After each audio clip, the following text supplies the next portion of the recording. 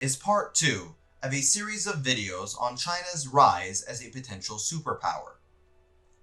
This part will cover China's governmental structure, economy, and foreign policy.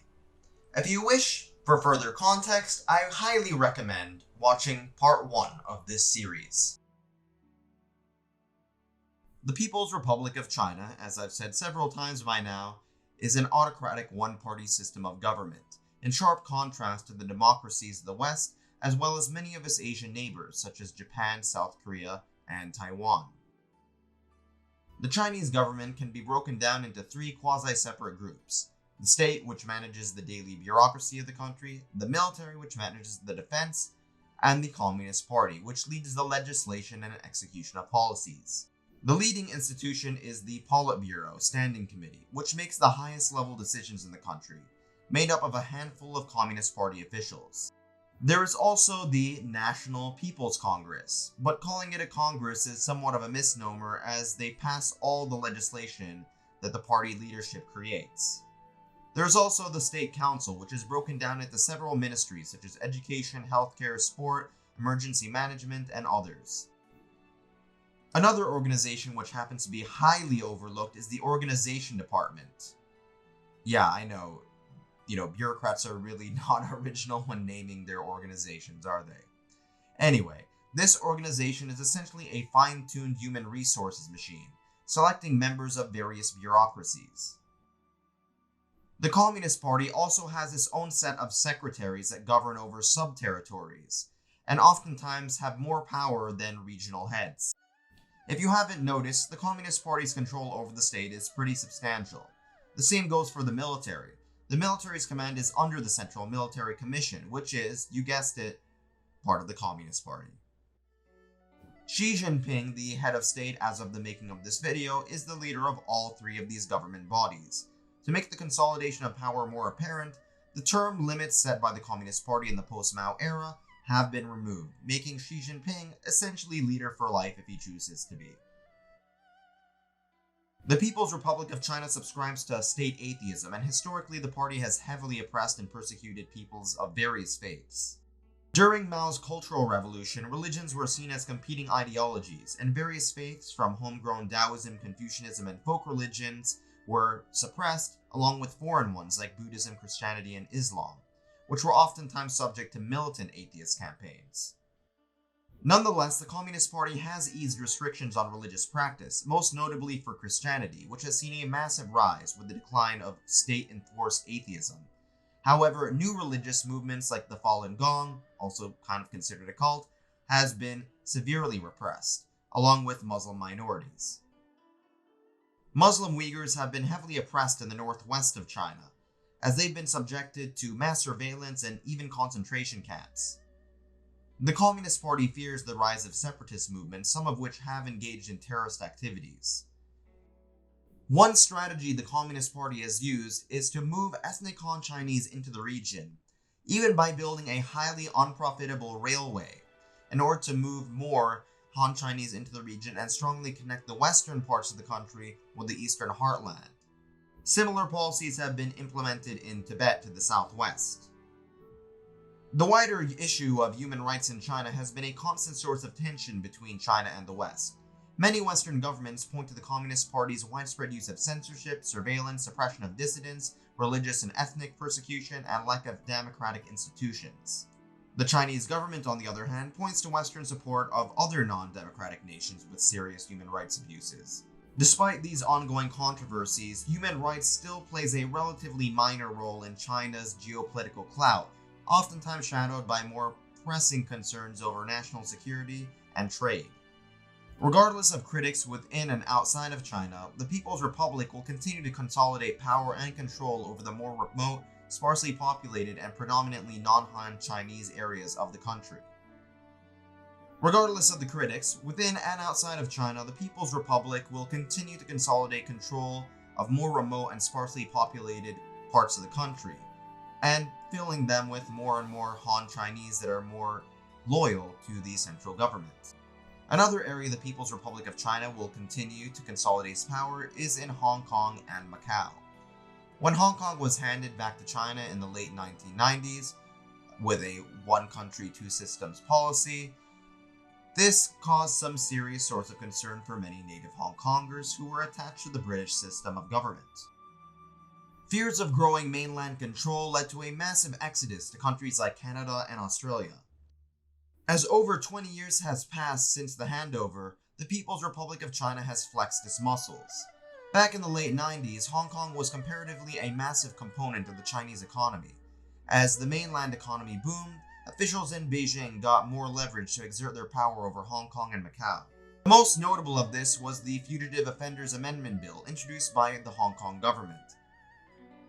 It basically allows the extradition of criminals, which would place critics of the People's Republic of China in grave danger, in a territory once famed for its open attitude to freedom of speech and the press.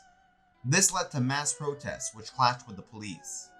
This is not the first protest movement in Hong Kong, and it is highly unlikely to be the last. Unlike Tibet and other western regions of China, Hong Kong is an economic and cultural powerhouse, and subjugating it will prove to be much more difficult. While the Communist Party's influence is gaining more sway, the public continues to be more hostile to Beijing. Another major area of quasi-internal tension is with Taiwan, or the Republic of China. As previously mentioned, Taiwan is where the nationalists fled after being defeated by the communists, once the Japanese were kicked out. Taiwan at the time held the Chinese permanent seat at the UN Security Council. But after the Sino-Soviet split, many Western countries were more willing to work with the People's Republic of China. Eventually, mainland China would replace the Republic of China as a Security Council member. The Republic of China would eventually lose its membership at the UN altogether, even though it transitioned to a democracy by that point. Nonetheless, Taiwan did democratize and modernize its economy and still maintains close unofficial ties to numerous countries, most notably the US. Both Chinas insist that they are the true China, and the People's Republic of China continues to assert that Taiwan lies under its jurisdiction. We'll take a break from the political drama to look at China's economy. While the Communist Party is in power, calling modern-day China communist is a stretch. After Mao's death, the country slowly switched into a quasi-capitalist system. Granted, that system has been really hard to place into any particular category, or ism. Chinese banks, along with energy and telecommunication companies, have become some of the largest in the world. Millions have been lifted out of poverty, massive waves of immigration have boosted people out of poverty and provided them with new livelihoods. And China has also become a major leader in trade and technology. The Communist Party has made a deal with its citizens. Count on economic prosperity so long as you don't challenge the autocratic system of government. Putting aside all the surveillance and human rights abuses that come along with an autocratic system of government, I hate to admit it, it does have its upsides. The lack of checks and balances in government power lets China engage in massive infrastructure projects, such as high-speed rail, airports, roads, sanitation, electrical wires, fiber optic cables, power plants, and more. This infrastructure is essential to the country's economic prosperity. However, this rapid growth has been somewhat reliant on coal power plants, which has created an environmental and health crisis in the nation, especially in cities like Beijing. The authoritative policies of the government, however, have made it easy to quickly enforce environmental regulations, as well as adopt new technology to counter climate change. Speaking of technology, cities like Shenzhen, a former fishing village, have sprung up to be major economic and technological powerhouses.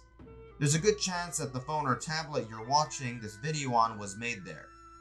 The Chinese government also heavily subsidizes numerous companies. This is why the telecommunications giant Huawei easily competes in foreign markets, given that its subsidization allows it to provide cheap rates while investing heavily in 5G technology. The most important sector of the economy is trade. China joined the World Trade Organization in 2001. Many outside of China welcomed this, as some believed that their populace would gain access to cheap Chinese goods, and China opening up to the world would eventually, according to some, soften China's autocracy. The results have been mixed. For one, China has been very successful in developing an export-led economy. Its cheap and massive labor force make it the factory of the world, China has also manipulated their currency by buying reserves of foreign currency to deflate their own. This makes Chinese goods cheaper and more competitive abroad. Many other nations have taken issue with this due to the difficulty of domestic industries to compete with Chinese ones, along with the trade deficits that come along with it. Another issue is that China's reliance on exports is part of a wider problem, that despite drastic reductions in poverty, the population itself can't be relied upon to be a major consumer base for goods. Granted, part of this is because Chinese citizens tend to save far more money, choosing to spend it on investments like real estate rather than on disposable income. They tend to be a lot more responsible if you think about it. While China is really good at building infrastructure and producing consumer goods, its current performance on innovation has been less than stellar. Granted, that is changing. Because of this gap between them and many developing nations, Chinese producers are notorious for creating knockoffs, whether it's Italian fashion, American tech patents, or Japanese video games. China continues to be a hub of intellectual property piracy, angering many developed nations that produce the ideas behind movies, video games, fashion, technological innovation, and etc. As China starts to transition to a post-industrial economy, perhaps it will be able to create its own intellectual property rather than stealing others. There is some debate whether China's success in developing its infrastructure and factories can translate into developing technological innovation and cultural products that can be consumed worldwide. One roadblock is China's technological isolationism. China is one of 4 countries that bans or severely restricts Facebook, along with great companies like North Korea, Iran, and Syria. Google, and therefore YouTube, are also impossible to access without a VPN to the Great Firewall of China. The country instead has its own social media websites and search engines, which can be more easily restricted than those of Silicon Valley. This censorship and lack of access works well for party officials who want to suppress dissent, but inhibits people in China from interacting online with people around the world. With China focusing on building cybersecurity and hacking into foreign technology, there is some fear of a digital bipolar world. Currently, it's mostly China on its own, but with Chinese investment in Africa, building internet infrastructure, it's likely that many of the fastest growing countries in that region of the world will use Chinese websites and service providers. Chinese companies like Huawei have seen massive expansion in Latin America. And that is a basic breakdown of China's government and economy. In the following episode, we will go over China's military power and how that will impact its potential as a world superpower. Thanks for watching and see you soon.